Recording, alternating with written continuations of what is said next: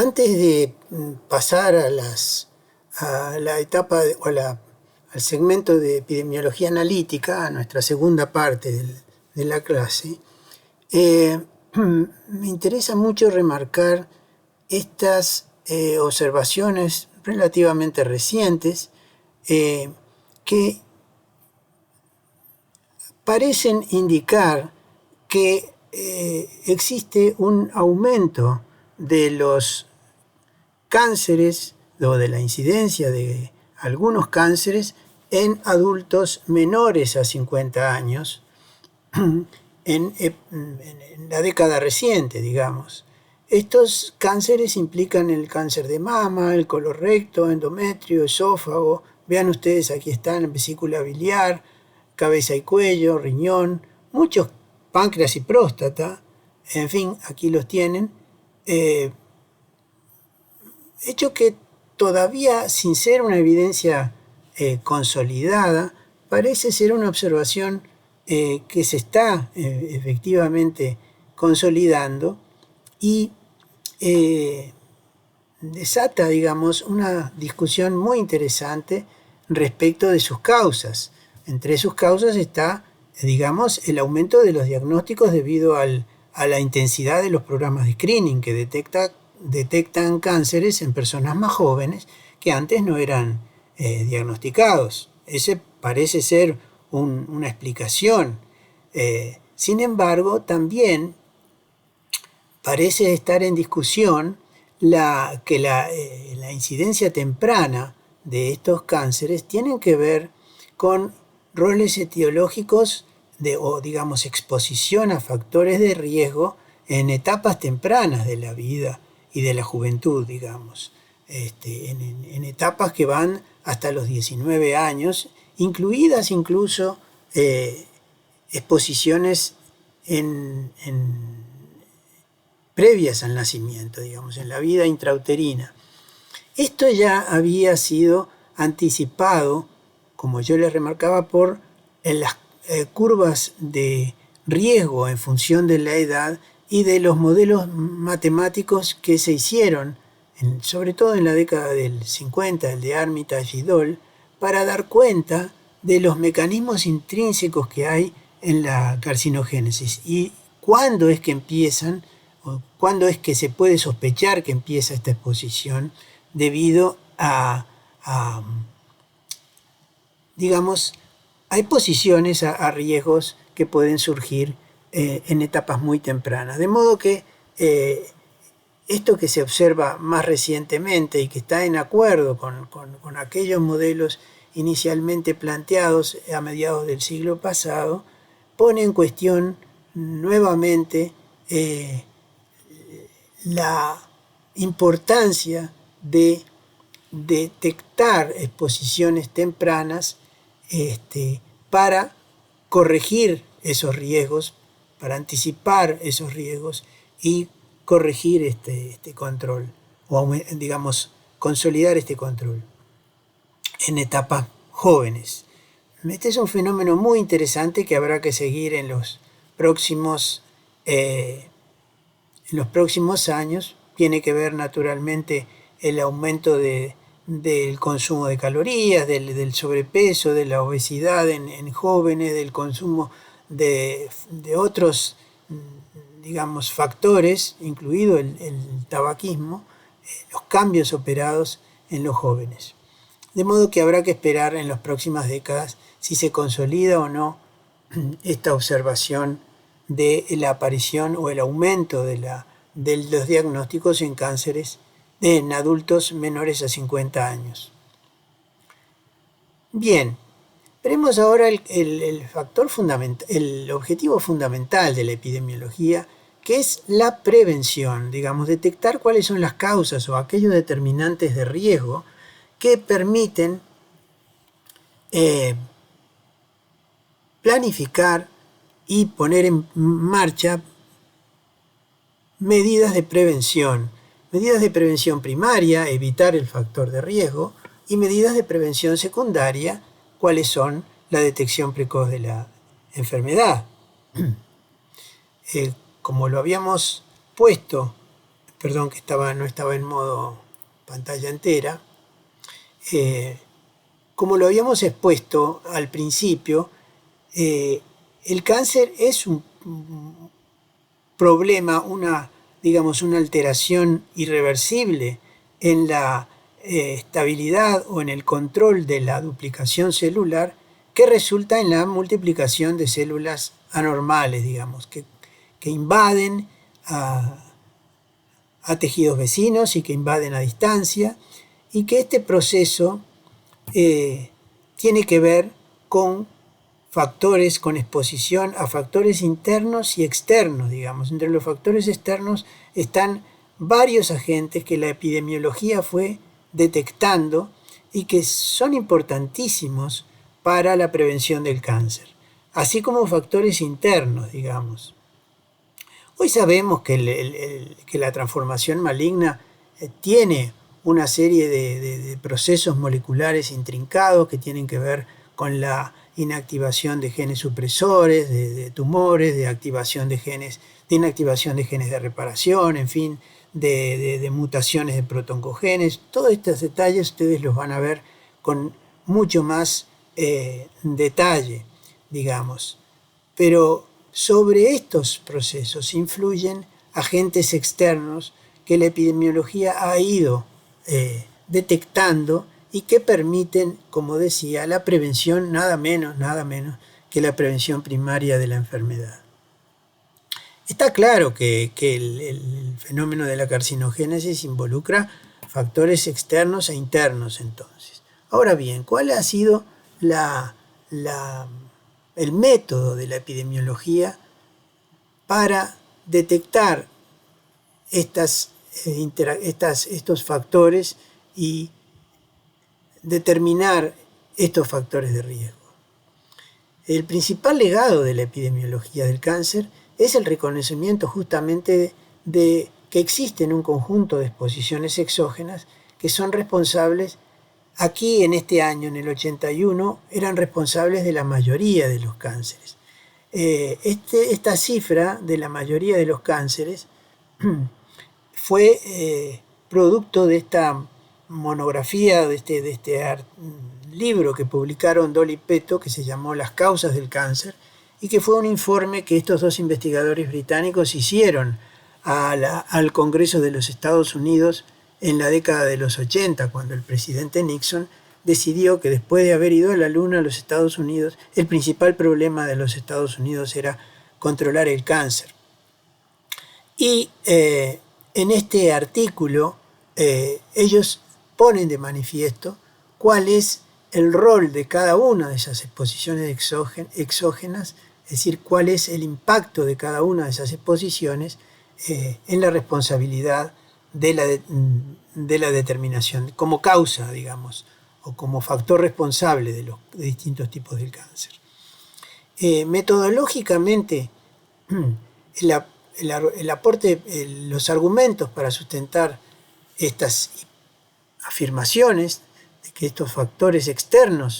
que factores externos influyen en la determinación del cáncer, está la notable variabilidad de la incidencia a nivel internacional, que ya vimos en los primeros slides, y que no puede ser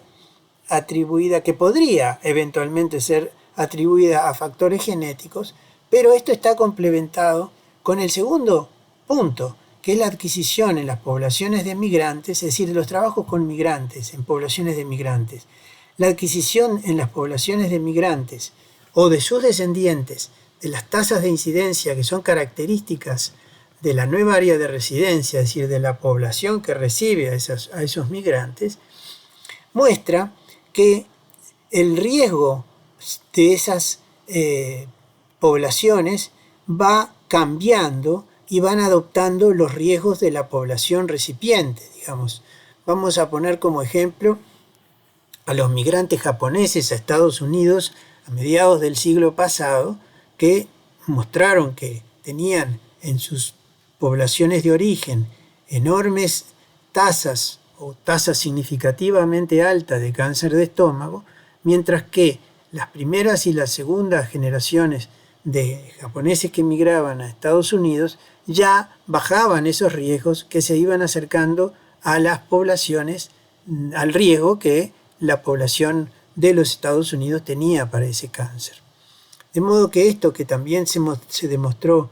para el cáncer colorectal y para algunos otros cánceres, mostró que esa notable variabilidad en la incidencia a nivel internacional podía tener causas potencialmente genéticas o hereditarias, pero que los experimentos de migrantes mostraron que había una determinación preponderante en los factores de riesgo adquiridos en las poblaciones recipientes de estos migrantes, que reciben a esos migrantes. Y por otra parte, naturalmente, los estudios de laboratorio etiológicos que muestran que una fracción sustancial son producidos por exposiciones a factores exógenos, a carcinógenos químicos, físico-químicos, las radiaciones, en fin, como vamos a ver ahora.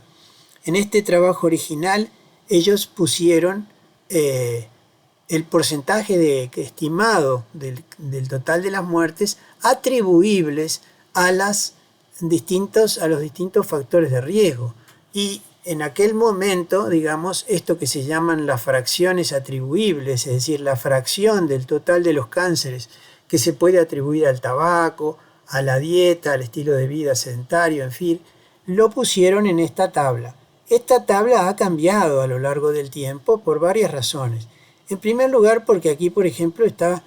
acumulado la dieta con la obesidad, que son factores de la dieta y de la obesidad o el sobrepeso, son factores independientes, hoy se sabe. De modo que esta tabla, y además con el correr de los años, los propios individuos fueron corrigiendo sus factores de riesgo, de modo que estas fracciones atribuibles fueron también cambiando. Tanto es así que al principio, antes, en los años 60, se pensaba que la mayoría de los cánceres eran potencialmente prevenibles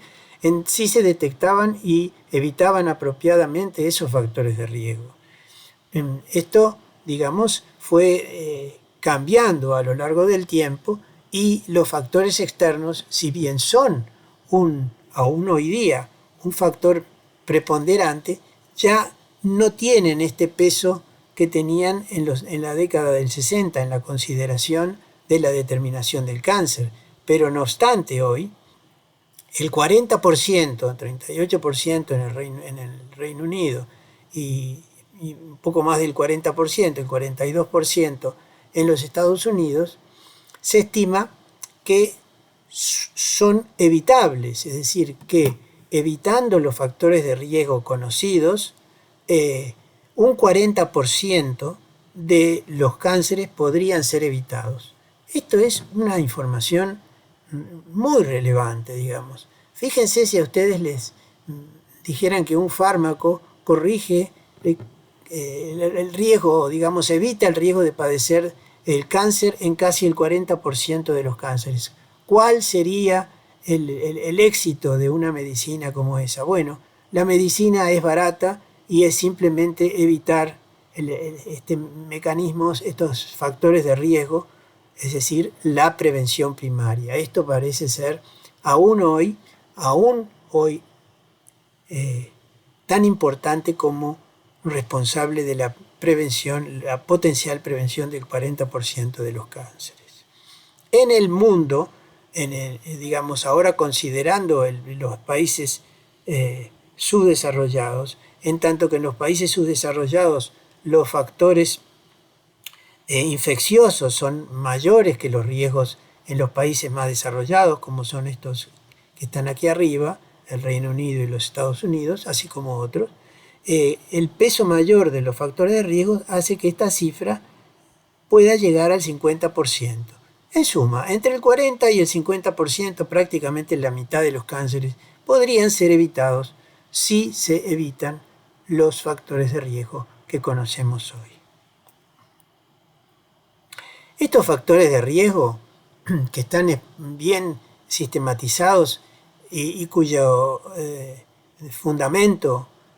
cuyas evidencias y el peso de esas evidencias pueden ser simplemente exploradas y ver las referencias en esta página del Instituto Nacional del Cáncer para los profesionales. Hay alguna página que está dirigida a los ciudadanos comunes, pero para los profesionales tienen mayor profundidad. Vean ustedes que hay factores de riesgo que se relacionan de manera causal con el cáncer y que tienen evidencia causal, digamos, evidencia etiológica, como el hábito de fumar cigarrillos por la cantidad de factores de un conjunto, una secuencia de agentes carcinogénicos que tiene el humo del tabaco, algunas infecciones como el virus del papiloma humano, el Helicobacter pylori, algunos virus como el del Epstein-Barr y otros, que es el virus que producen cáncer, algunos tipos de leucemia, los virus de la hepatitis, en el caso de los tumores de hígado, las radiaciones ionizantes y las radiaciones ultravioletas para el caso del cáncer de piel. Las radiaciones ultravioletas, ustedes saben que son filtradas por la piel, entonces solo pueden afectar la capa superficial del organismo, que es la piel, en cambio las radiaciones ionizantes pueden penetrar a la profundidad y afectar otros órganos. La inmunodepresión generada luego de los trasplantes de órganos por los tratamientos inmunodepresivos para evitar el rechazo. Y hay otros factores de riesgo que tienen todavía relaciones con evidencias, digamos, no consolidadas o relaciones inciertas aún, como dice el Instituto Nacional del Cáncer, como factores de la dieta, el consumo de bebidas alcohólicas, aunque el alcohol está demostradamente ser un factor nocivo y en muchos casos determinante de algunos cánceres, como los cánceres de la vía aerodigestiva alta y algunos cánceres digestivos, como el cáncer de esófago y el de estómago. Pero, por ejemplo, hay algunos que están naturalmente con mayor evidencia, que son la actividad física, la obesidad, la diabetes y el efecto de los exámenes de detección en las mediciones de riesgo. Todos estos son efectos que modifican el riesgo de padecer cáncer, aunque sus evidencias todavía no sean absolutamente completas, especialmente en el caso de la dieta. En el resto de los factores sí parece ser evidencia fuerte. Entre los que la evidencia es más fuerte está la actividad física, por ejemplo. Vean ustedes, bueno, aquí simplemente se relata lo que acabamos de decir.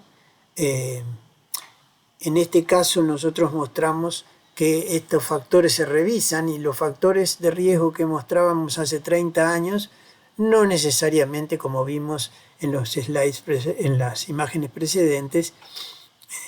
se reproducen en los riesgos que tenemos actualmente, es decir, en las determinaciones de riesgo. Esto va cambiando y hay que estar atentos a las modificaciones que la ciencia impone en hipótesis que son habitualmente, digamos, en ideas que la ciencia va corrigiendo a medida que progresa la investigación. Vean ustedes, estos son las fracciones atribuibles de los distintos cánceres, las fracciones atribuibles de los distintos factores de riesgo al cáncer, a la determinación de cáncer, todos los sitios reunidos en Francia metropolitana en el 2008. Vean ustedes que el tabaquismo es aproximadamente responsable del 20%, 19.8%. Luego viene responsabilidad del alcohol, del consumo de alcohol, 8%, de la alimentación, y aquí están fraccionadas las frutas, las fibras y las verduras. Luego vienen los agentes infecciosos, como son el virus del papiloma humano, el Helicobacter pylori, en fin, y otros, el HIV, otros, agentes infecciosos que aquí están listados, así como radiaciones, polución del ambiente, cada vez más importante en términos estadísticos, y aquí se consolida entonces un patrón de exposiciones que constituyen estas fracciones atribuibles. Un trabajo similar fue realizado en el Reino Unido por Parkin unos años antes, pero básicamente expresa estas mismas fracciones atribuibles, que son, como ustedes ven, un poco diferentes a aquellas fracciones atribuibles anticipadas en 1981 por Dolipeto. En este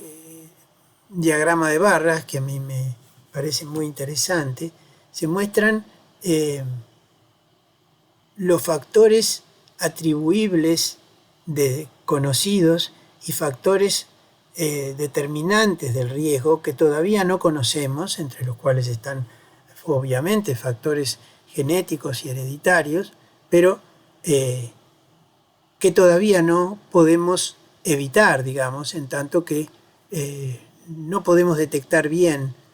aún hoy su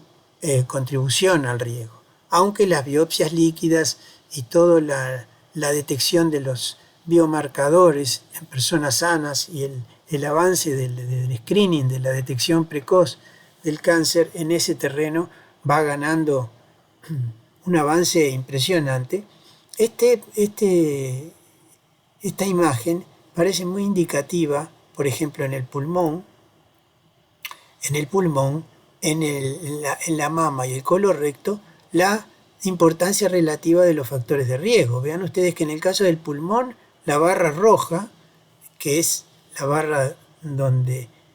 el riesgo puede ser atribuido a factores externos, en este caso notoriamente el tabaco, es mucho mayor que la barra gris desconocida. Es decir, evitando el tabaco y algún otro agente como es la exposición ambiental a algunos agentes, puede evitar la mayor parte de los cánceres. Mientras que en el caso de cáncer de mama, conocemos algunos como la obesidad, el consumo de alcohol, la inactividad física, que efectivamente tiene una barra más pequeña que aquellos factores que no conocemos en la determinación del cáncer.